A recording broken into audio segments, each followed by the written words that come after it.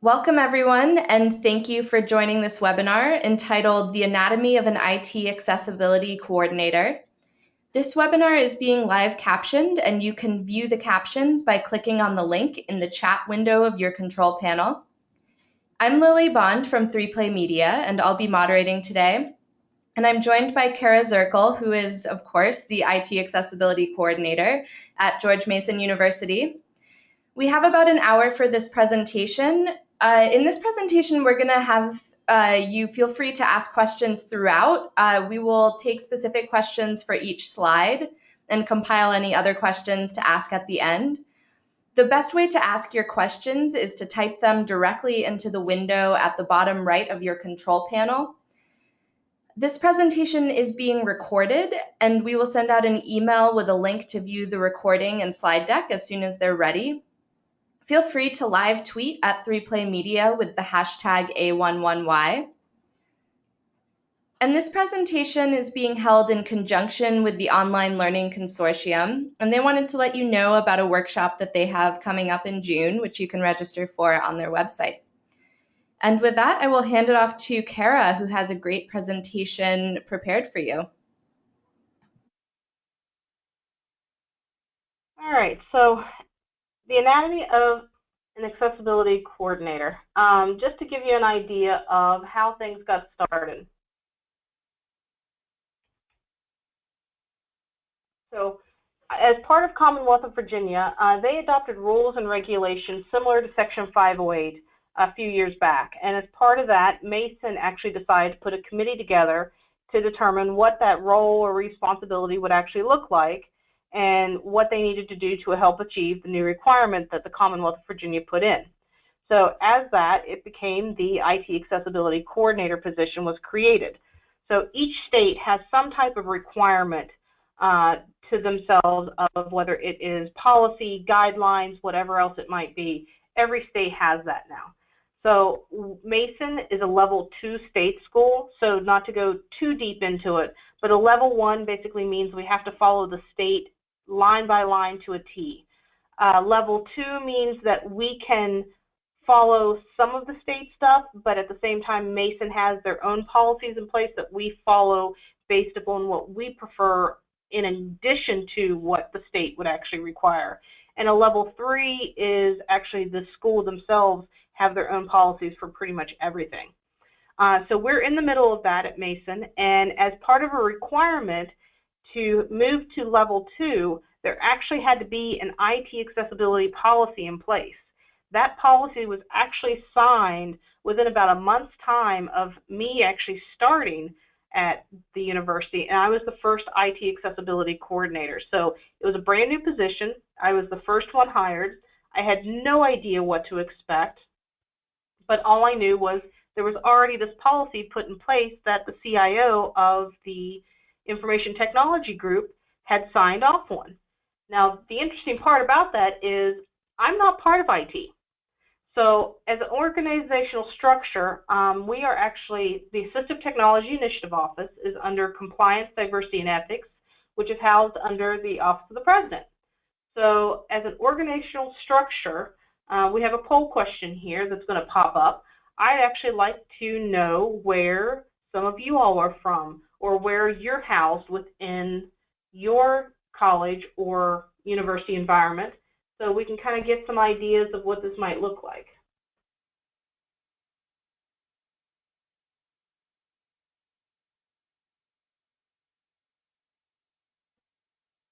So is the poll coming up? Yep, we're just going to give them a couple of more seconds to answer the poll. And I will share the results on the screen now. Can you see that, Kara? No. So the results for the poll show what department do you report to? 35% said disability services, 26% said information technology, 3% said compliance, equity, diversity, and equivalence, 1% said human resources, and 36% said other. All right. So our highest was other. So I'll throw a question out to a few of those folks of what are some of those others that I may have missed. The reason I like to ask this is because what are the advantages and disadvantages does it actually have as part of your organizational structure?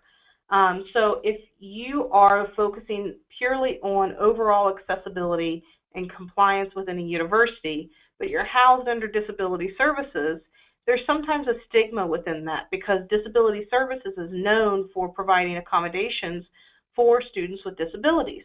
And that is completely the opposite of what overall accessibility compliance might be for the university.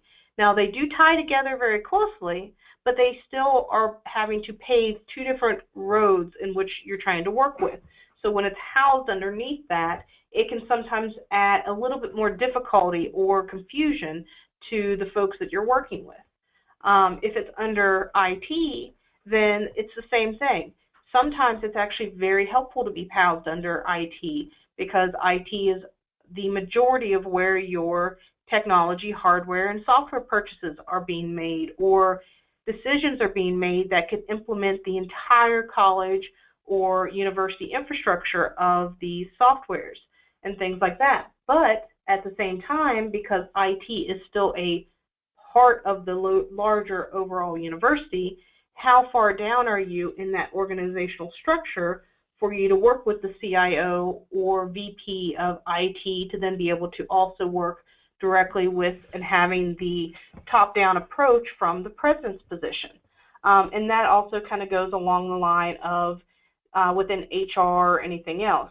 Compliance, diversity, and ethics has been very nice for where the Assistive Technology Initiative has been housed because we really are working for compliance. It's overall compliance for the university for accessibility, and that has been part of the integrated process and the overall core goals and values of both of our offices, as well as working directly with the president and the university itself. So that's been where it's very helpful for us and where it's been an advantage versus a disadvantage of where some of the others might be. So with that said, I want to try to open up to a couple questions that people might have based upon how, becoming an IT accessibility coordinator or the organizational structure, and what some of those other areas, that 36% that we were talking about, might actually be, so we can keep this conversation going a little bit. So, Kara, to begin, there are definitely some people writing in with the other departments that they're from. Some of the answers to that are Public Affairs, Office of the Associate Provost, Center for Teaching and Learning. Someone said IT at my school reports to Academic Affairs, and IT collaborate with DRC on student services with technology. Distance learning, instructional design department, instructional services, training for faculty. Online content is in the Office of Communications and Distance Education, academic services, an LMS admin, transitioning to the design side, focusing on accessibility, communications and marketing, course development, a lot of people in instructional design. Okay. So this will actually help me move on to the next slide of the reflection, for me at least, for what it means to be an IT accessibility coordinator. A lot of people actually think I'm part of the IT technical support and that I'm here to help problems with software when it can't be accessed. With that being said, as that type of title, given some of these other areas that have been mentioned or some of the areas that I had mentioned, you can see that this is sometimes maybe even a more difficult stigma to get around because the accessibility, especially the IT accessibility, plays such an integral part throughout so many different areas of campus. And how can you correlate the area or office in which you're actually a part of throughout the entire university? So really, when I was looking at the position itself and what it meant to me as an IT accessibility coordinator, it wasn't just websites. It wasn't just course learning or accessible classes or courses or online learning or anything else like that. It was actually a larger area of a lot of different projects. So policy was number one. Procurement is huge because everything is purchased, and you have to try to find a line somewhere along the way to be able to consider where you have a starting point that you can start to include and build accessibility into versus where you have your legacy systems. And with procurement, it's nice because every year you usually have a contract addendum or a renewal or anything else like that. So if you can get accessibility implemented from a procurement perspective, then really that legacy systems, it's going to eventually shrink on its own as it goes through these contract addendums and everything else as you start to work in accessibility. But you also have the academic software and the course design from where the instructional designers work so hard with the online courses themselves. But you also have the websites and the web applications, the enterprise-wide. We all, everyone works within the library somehow, some shape or form, whether it's the students working with it. The library has different requirements because they're open to the public. And how can that help the accessibility of the university, maybe providing an AT lab within that library, so that way the library has accessibility for the public coming in, but it also helps the university to have a single place with larger hours for individuals with disabilities to have an area to go to have access to a computer. That also helps with sometimes the pay-for-print stations and things if those types of softwares aren't accessible. So that brings you into some of the kiosks. So you have vending machines and ATMs, even laundry if you have housing on your campus. Even videos such as sometimes your captioning or even your video players. What about emergency signs and things like that? So I could go on and on for a list of areas that I thought was part of what meant to be an IT accessibility coordinator. Is I had my hand in all the different pots that could play a part in the overall accessibility. So I always like to understand where different people are coming from, because if it is from an academic only or from an IT only perspective, you can see sometimes where it might be a little bit more difficult to work within some of the other realms that accessibility could still fall into.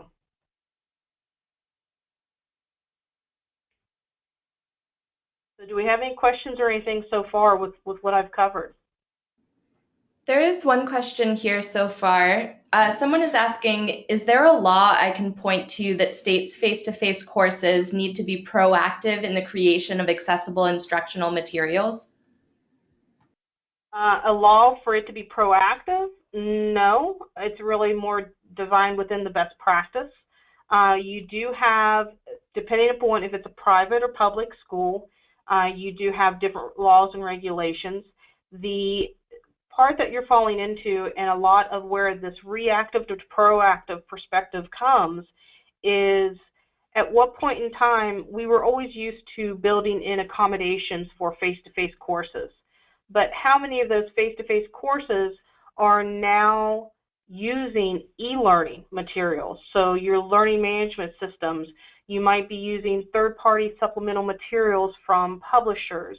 You might be using documents or websites that are developed by other individuals or things like that, and all of this is being housed online. So it's no longer part of an accommodation to ensure these things are being fixed.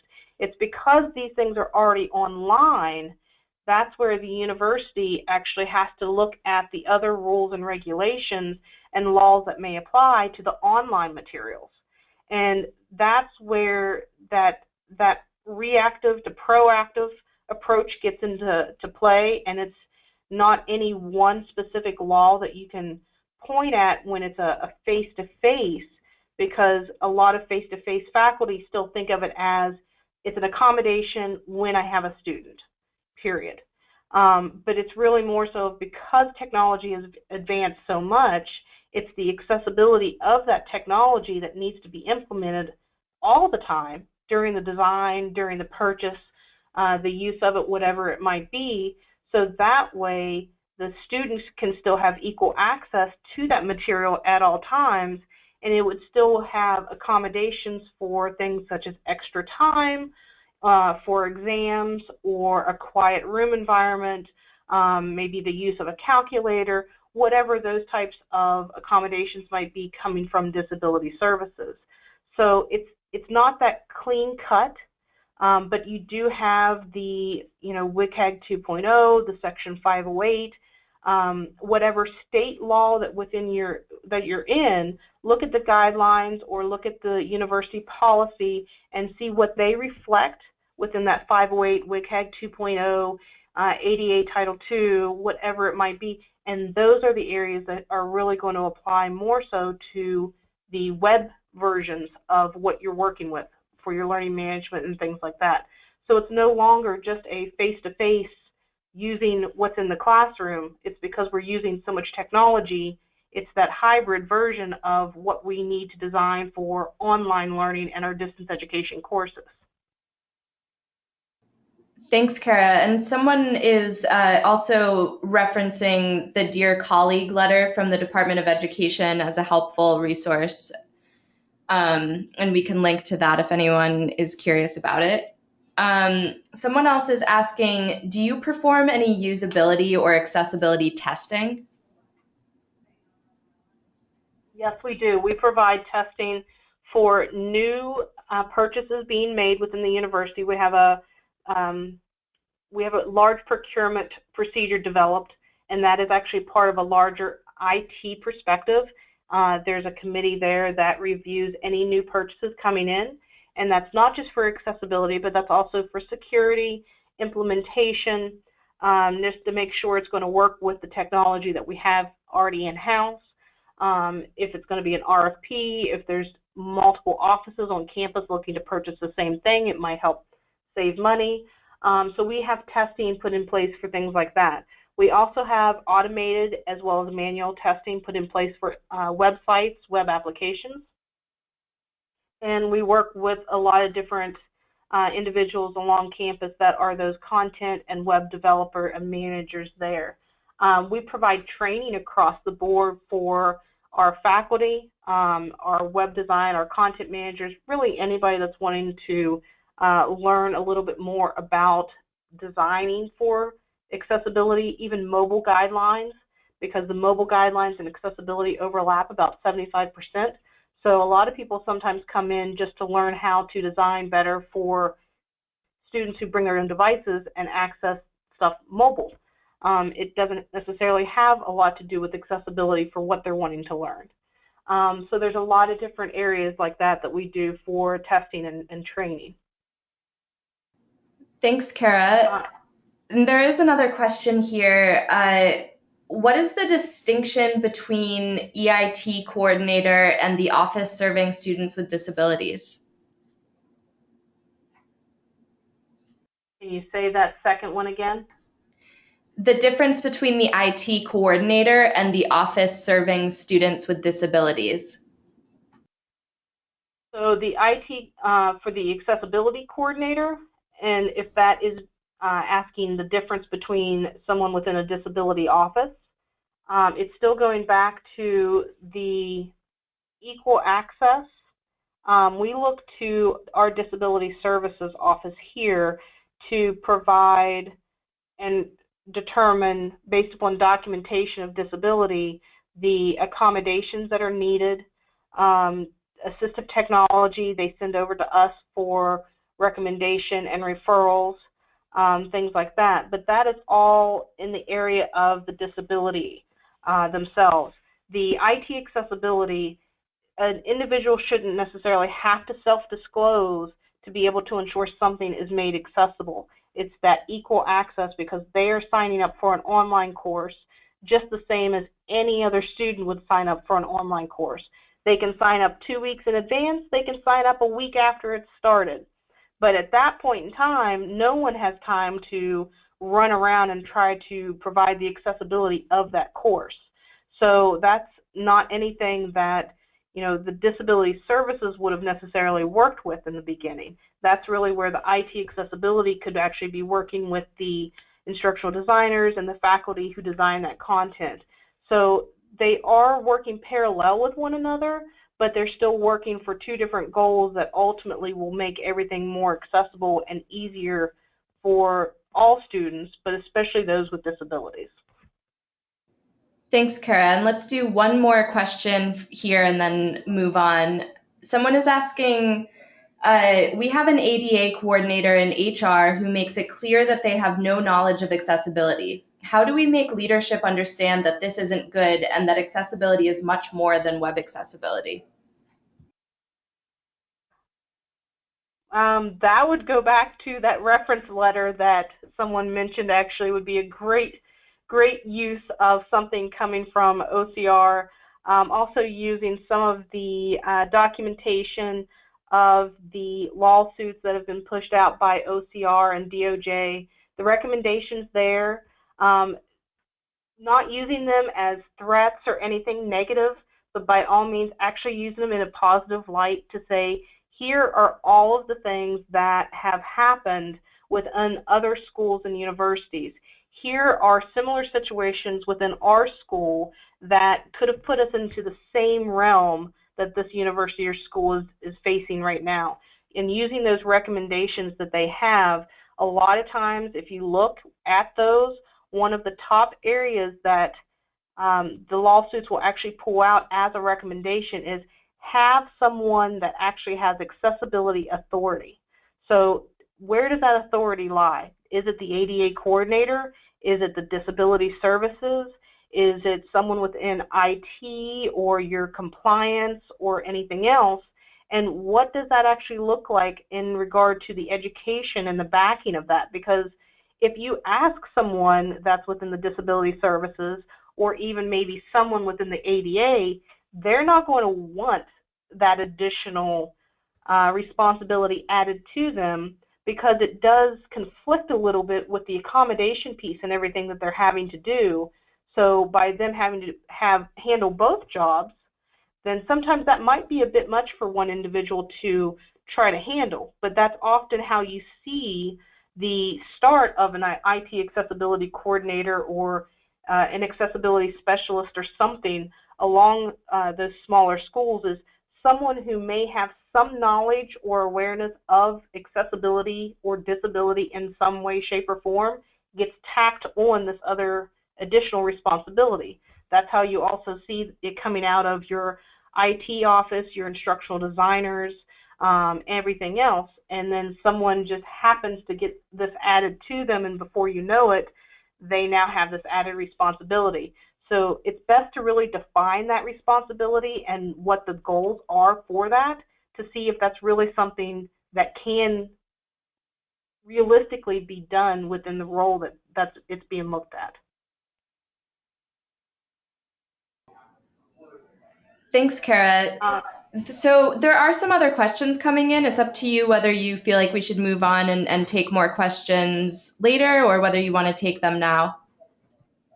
Let me go ahead and move to key partnerships, because it might help some of where this conversation is going, but I do love the fact that questions are coming in. I really kept my slide deck very short for that reason. But regardless of where you're working at within accessibility, whatever office or organizational structure you work in, the key to all of these things are your partnerships. So what partnerships can you make that will help promote accessibility as an overall? This will be different for everyone, but because I'm part of compliance, diversity, and ethics, my first one was IT. IT has opened doors, allowing me to sit on various committees that help me know the different projects and purchases and information that are being made from a campus-wide or university whole. The library is open to the public, but they also purchase various databases that are used by students. We have a lot of consortiums, so it's not just our school and our students, it's the DC metro area consortium of however many colleges or schools might even be a part of that. I kind of cringe thinking about it sometimes.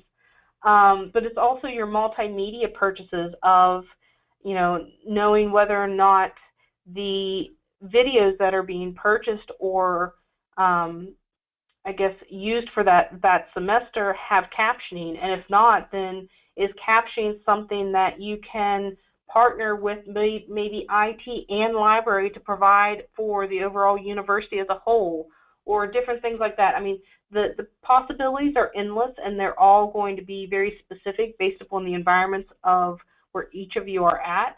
But you can kind of see where the partnerships really do define and help you promote accessibility in those different ways. Instructional designers in distance education or online learning is one of the absolute largest ways and best ways to get to the online teaching and faculty because they are the front lines. They're the ones that see and hear and work with these faculty on an everyday basis. So accessibility is certainly not about recreating the wheel. It's all about working with what you have in front of you. And with that, the instructional designers have such a difficult job ahead of them to try to work with faculty. They often have far more faculty that they're having to work with than what there are instructional designers. At least I see that from our campus. So as one of those, our instructional designers actually created a 4-week or 5-week program called OCDI, and it is a course design that all new online teaching faculty need to take, and as part of that, 1 week's worth is all about accessibility. So it's helping the instructional designers teach a larger group of faculty, and it's teaching them how to use our learning management system, how to use our video management platform, how to use the library databases and implement things into the learning management platform, but it's also teaching accessibility.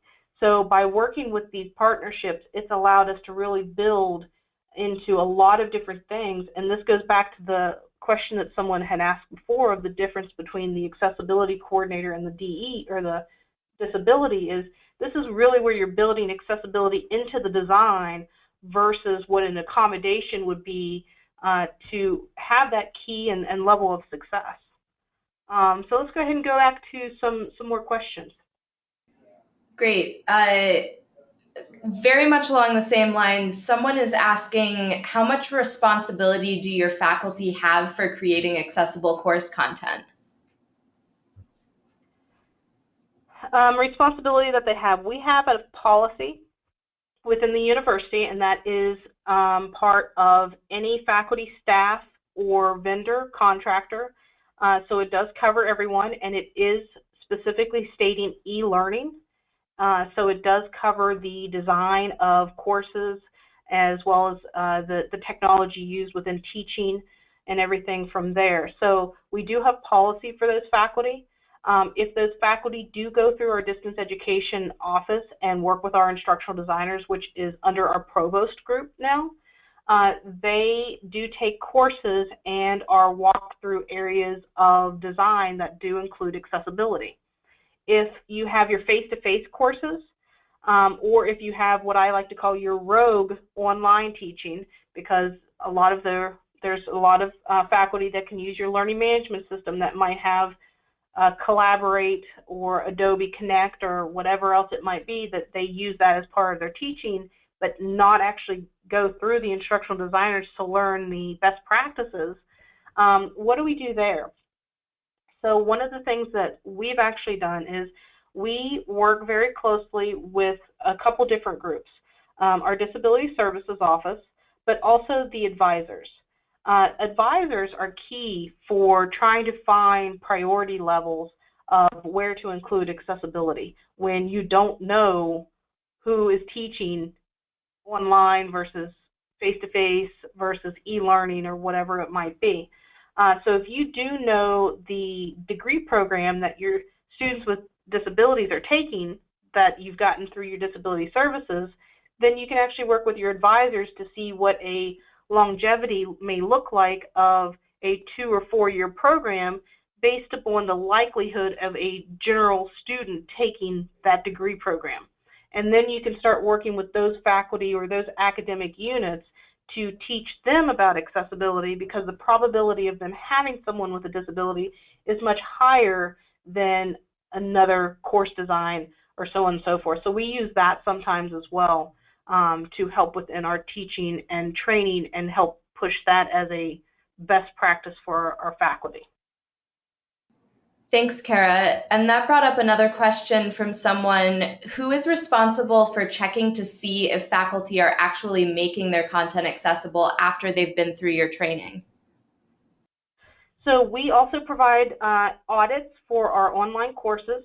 We actually have a form on our ati.gmu.edu website, which is our standard ATI website. And under that, under requesting services, is a form to where any faculty, it doesn't matter whether it's face-to-face, online, one of the rogue onlines, they can actually submit their course to be audited for accessibility. They can submit documents to have them checked for accessibility. They can send us videos for free captioning, whatever it might be. And as part of that, we also have a partnership with our distance education to where when faculty are designing courses to be put online, then we will actually go through and randomly audit these courses to see that accessibility is actually being included. So this is a phased process that continues on, but people can also ask us as they need to if it's something along the lines of a new course, or they haven't gone through the audit for a while, or maybe they went through the audit the first time and now they're doing a different course, whatever that might look like. But we've done audits as well for that. Thanks, Kara. And speaking of audits, there are a couple of questions about those here.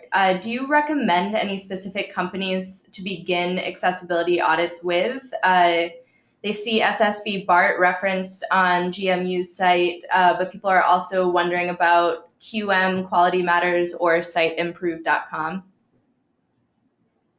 So it depends upon what your overall objective is and how much money you have.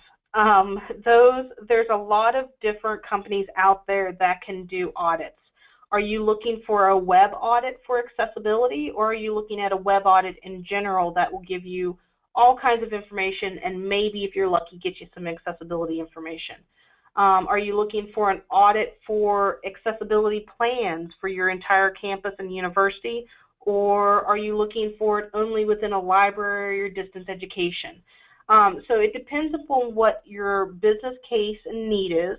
It depends upon what the overall objective is to that audit as to which companies might fit the need or the realm of that area that you're looking at. Then, based upon that, it also looks at your pocketbook. So if you're looking at something like an overall accessibility plan, or something that may be a little bit more specific to library or distance education and things like that, you're really not using some of those vendors that have the online audit or online automated testing systems, such as SSB BART or DQ or SiteImprove or OzArt or anything else like that. You may actually be looking more at some of the accessibility contracting type vendors of interactive accessibility, accessibility partners, a couple of the ones like that, because they actually go and look at the overall accessibility as a whole for that college or campus versus just the web itself.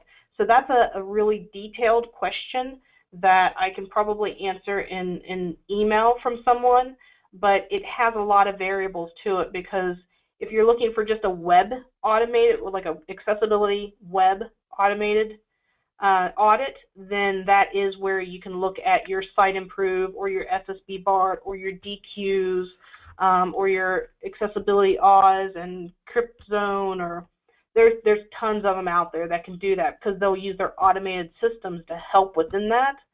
But are you really wanting something more automated that you could purchase on your own to use as needed, versus someone that's really going to come in and dive into what it is that you need to actually create a plan? So you got to look at a few different things there. Thanks, Kara. And let's take one more question here and then move on to your next slide. And this may move into that anyway.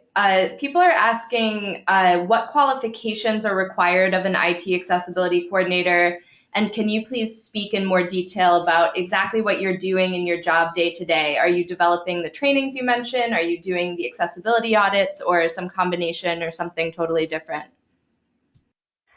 Well,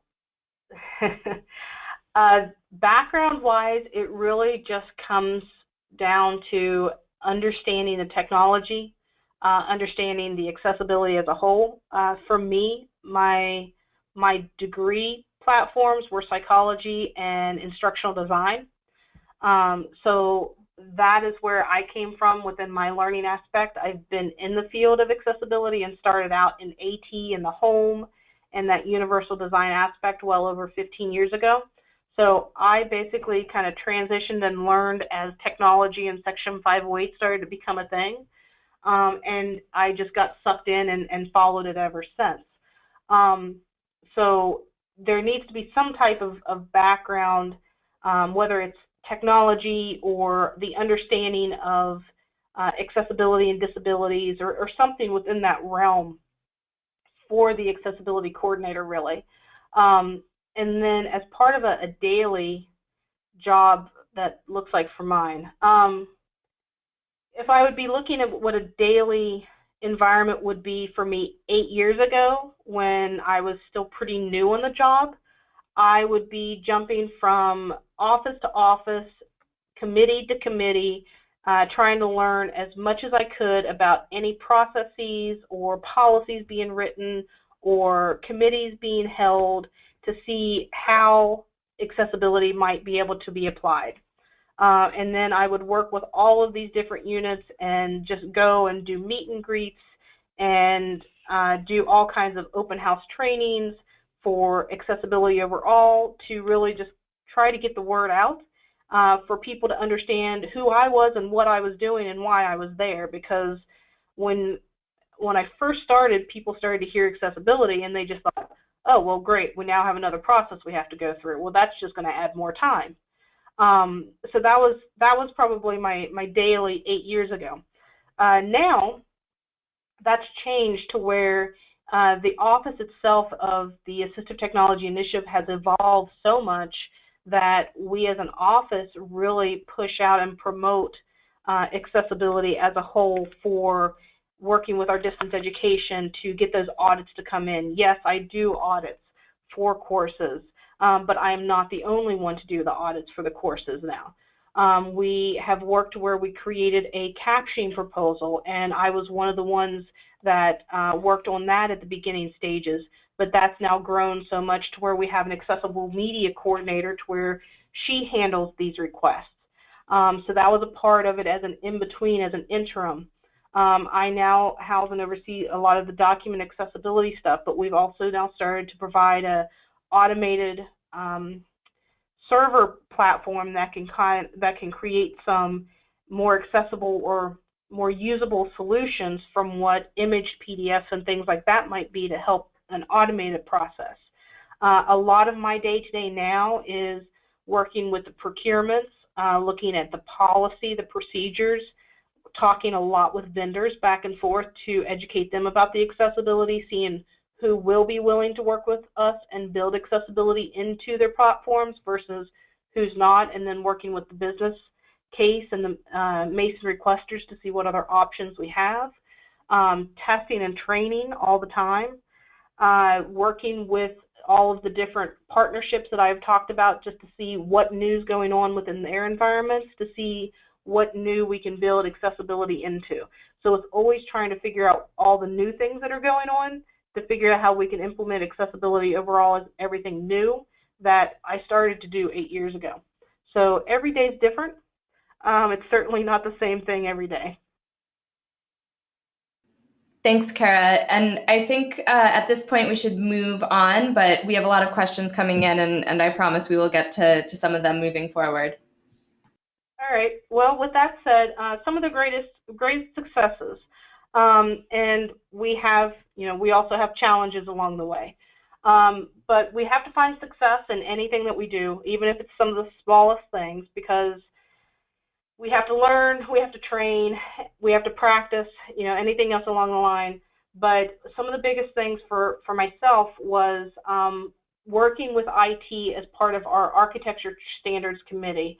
That is the procurement review board that we now are a part of, and we review about 150 purchases per year on average for accessibility. So think about how that was 5-6 years ago once the policy and everything was in place, and that's 150, 5 or 6 years.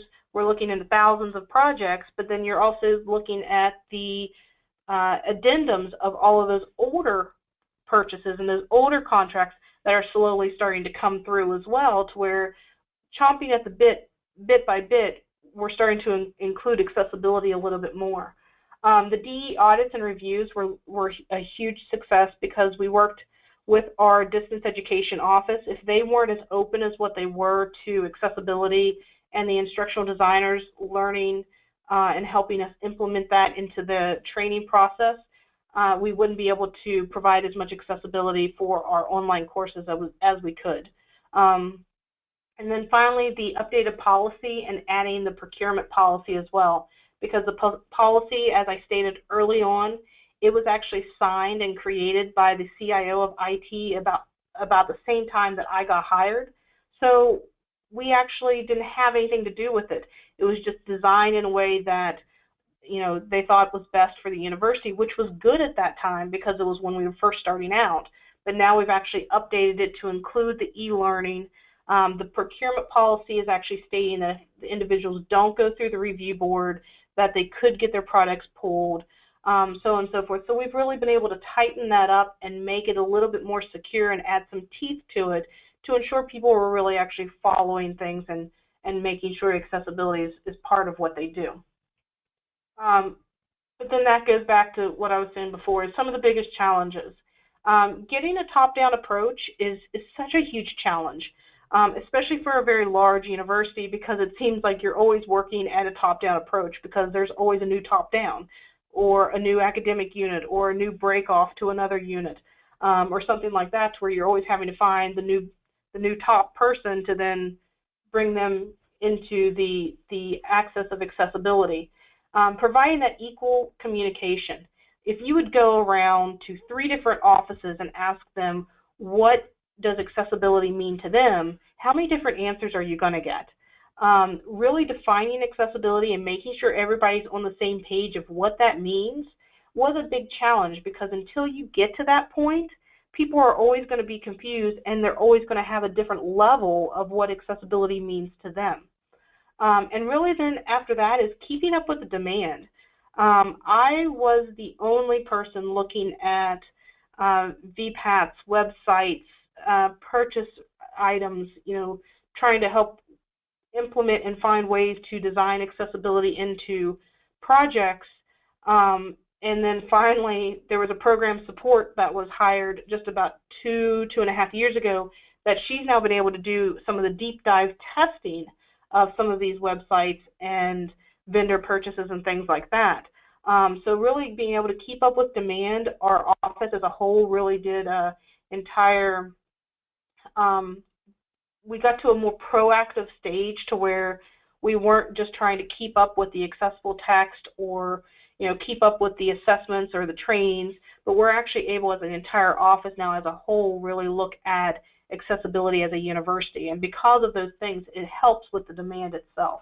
So those are some of the biggest challenges that I've seen that I've faced, that I'm sure there are far more, that it's just harder to come up with some of the specifics. So with that said, I'm open to questions. Great. Thank you, Kara. And there are a lot of questions coming in. I wanted to mention as we pull them in that we have several webinars coming up shortly on a couple on captioning and then some on identifying accessibility gaps at your organization, one with Mike Paciello from the Paciello Group and another on evaluating web application accessibility with Jared Smith from WebAIM. So those may be helpful given some of the questions that have come in. And Kara, you were mentioning policy. So someone is asking let me just find it quickly. How important is it that accessibility is a part of the policy versus just a part of the process and procedures? A lot of times I've had a question directed of, well, why do I have to do it? If I have policy to be able to show, then that gives so much more emphasis on the answer that I can give versus just part of a procedure. So if there's no policy there, there's really not as much added bonus for me to emphasize why I'm here to do my job. So policy is very important in that aspect. If it's not, like for procurement itself, the accessibility policy is all about the e-learning, the contractors, things like that. The procurement policy does have something very specific within the procurement, and then it has the procedural base that then has accessibility within that, because sometimes policy has to be very generic. It can't be very specific. So it's all about looking to see how you can implement accessibility into other policies that may be in place, but you really should still have your own accessibility policy somewhere. Thanks, Kara. Several people are asking if you could talk more about the team that you work with. How many people are there in the department? What types of titles do they have, and what roles do they play? So our Assistive Technology Initiative Office started out about 10 or 12 years ago as a grant project. It quickly moved half and half from grant to university funding to then full university funding. At that point in time, it was one manager and one part-time individual who was blind and testing, and they hired another part-time individual to help and work with some of the accessible text within those two individuals. That has morphed now into we have 4 full-time staff. We have the ATI manager. We have the accessible media coordinator. Myself as the IT accessibility coordinator. And we have a full-time program support that program support is kind of meshed and shared between myself and the ATI manager. They do a lot of the AT assessments and training for the students on specific assistive technologies. And then we have a part-time support for and she does all the accessible text, and she's there as support for the accessible media coordinator as needed. Outside of that, we also have a part-time student that we employ pretty much year-round, and that's our office. So we've all meshed, and at one point in time, we all needed to learn a little bit and overlapped, where if one person was out for a week, anybody else could step in. It got so busy that now we're all so independent and we do our own thing, to where if someone comes in, if we don't leave some detailed instructions, I don't know that someone else is going to be able to pick up where someone else left off. We're trying to get back to the overlapping a little bit, just because the stuff that's being done is requiring more than one person sometimes, going back to that demand. But that's really our office. Thanks, Kara. That was helpful. Some people are looking at hiring or recruiting someone to be an IT specific person for accessibility. And they're wondering, when recruiting for that type of position, what requirements should we look for? What degrees do you feel are most beneficial for the position? And what types of tasks or goals should they be able to handle? So they definitely need to have worked in the field of accessibility, disability, somewhere along the line. More accessibility than disability, but there's nothing wrong with the overlap of that. It's the different mindset sometimes. Depending upon the level in which they're wanting to hire, would go back to the amount of years of experience.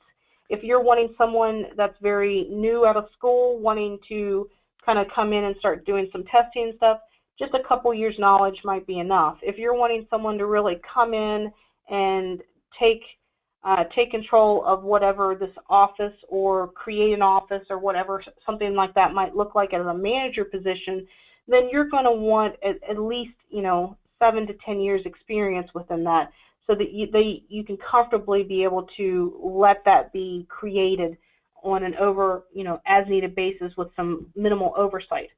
If you're looking at degree programs, anything technology related, anything, psychology, HR, understanding working with people, that's really the majority of it. It can be instructional design. It can be a lot of different backgrounds. The degree program itself is not actually as important as the environment in which they've worked in. Do they know how to work with people? Do they know how to deal with, sometimes some more difficult circumstances or situations? And how knowledgeable are they of the technology, the assistive technology that's out there specifically? There are a lot more programs now that's offering assistive technology as part of their degree units, so those are definitely some hot topics to look at. But at the same time, because they're so new, you might not have a lot of people who have majored in them yet. Either that, or someone like myself, I've been in the field for so long, I would never look to major in something like that because it's duplicate to what I'm looking at. So it's kind of a hit or miss as to what exactly you're wanting to put down, but kind of include it all, because you don't want to leave any one person out that still might fit the criteria for what you're looking for. Thanks, Kara. You mentioned at some point in the presentation that faculty can submit for free captioning of video. Someone is wondering how this is funded. So we actually put together a captioning proposal at one point in time. Our office put one together and sent it out to the provost president for additional funding for our office. At the time, I believe it was about $35,000 to $40,000, and that was for a captioning proposal that allowed us to hire a couple grad students, that allowed us to have some of the different technologies needed, and that then morphed into what we now have as we go through those funds every year. Any additional funds goes to overall university funds and is paid from there. And that's actually part of the presentation that Lily, you and I had done as one of the previous webinars. So that gives some of the detailed information of costing that we've done. I think we've gotten down to about $1.35 a minute.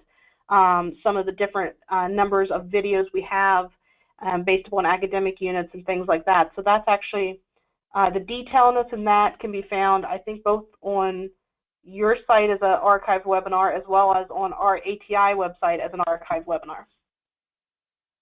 Yep, and the link on the screen, 3playmedia.com/webinars, will show you our full archive of recorded webinars, so you can find that pretty quickly there.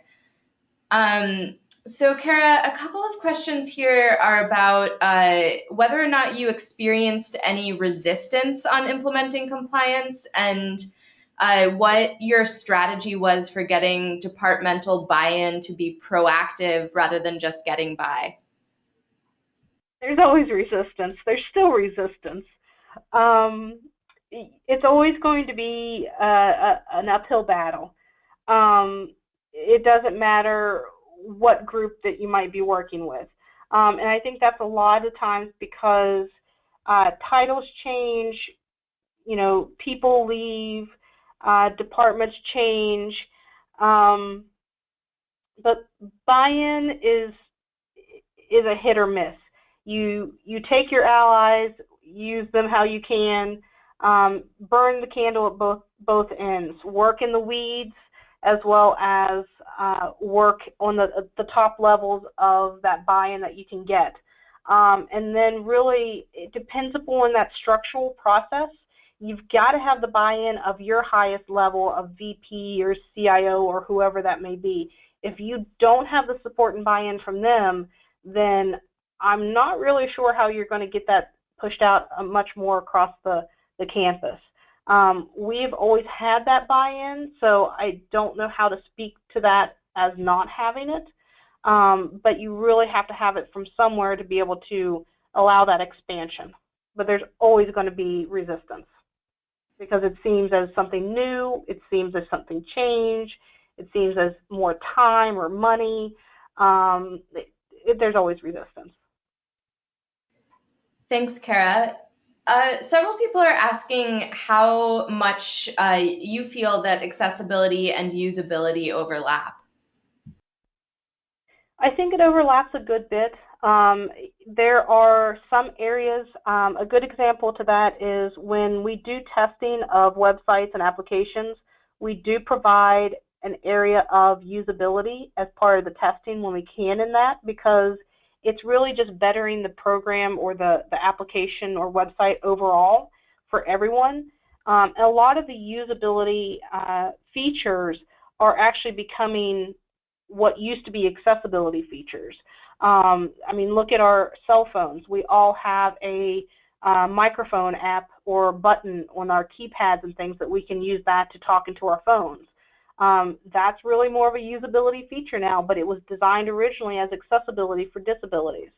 So it's very common and it's very important, but I also think sometimes it's best to keep them separate, because sometimes people can still see usability as easier to implement than accessibility. So as long as they're still kept separate within that, sometimes you'll see the usability implemented quicker. But to have separate testing, we've just not been able to have the manpower to do that. Thanks, Kara. Relatedly, someone is asking how critical is training specifically in instructional design and UDL, and where might someone get this training? It's very important to have it, just because you're using, it's kind of the web, basically, of web accessibility. You're branching that web out to, throw it out to larger units, using other folks to learn that then reach a larger portal of people from there. So teaching your instructional designers, teaching the faculty about universal design, or any of the administrative staff from there it might be, that allows them to then be able to go and branch out and talk to others. So on that level, we see it as key. We ourselves provide that to the university, to any offices or groups that are wanting it. As to where you could get it outside of that, there's a lot of different areas or companies that do provide these types of trainings. We're one of them. But there's a lot of them that can actually offer some of that stuff. Thanks, Kara. Someone is asking, someone is trying to develop a better process around their captioning workflow. And they're asking if you could specify whether the evaluation and vetting process of the content happens in the department first before requests come to you, or if it's your group that tells faculty what can and can't be captioned because of copyright issues, expense per person, et cetera. So if they would visit our website, ati.gmu.edu, and under the About Us is Requesting Services, you can actually select faculty and staff, and under that you can see what the captioning request looks like.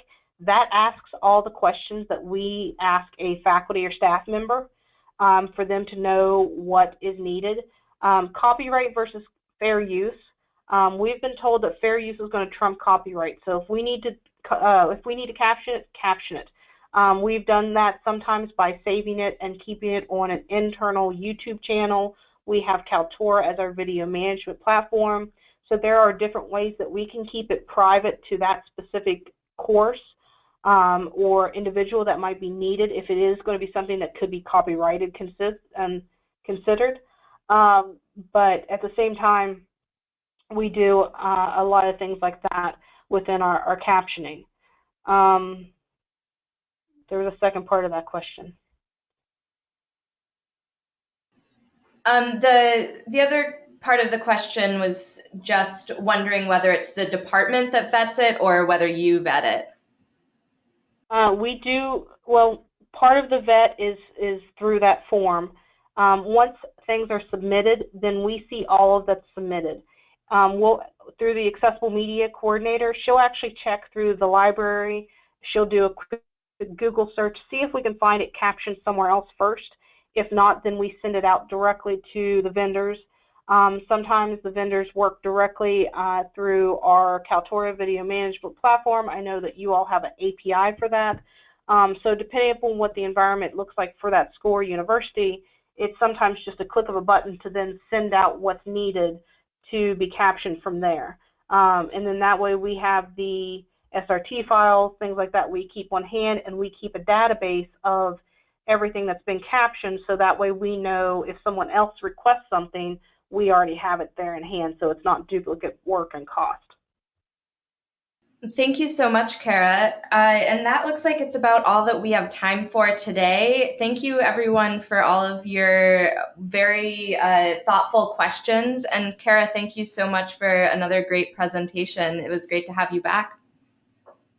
Thank you so much, and good luck to everyone in your respective areas. I hope everyone has a great rest of the day. A reminder that we will be sending out a recording of this presentation most likely tomorrow, so keep an eye out for that. And yeah, have a great rest of the day. Bye.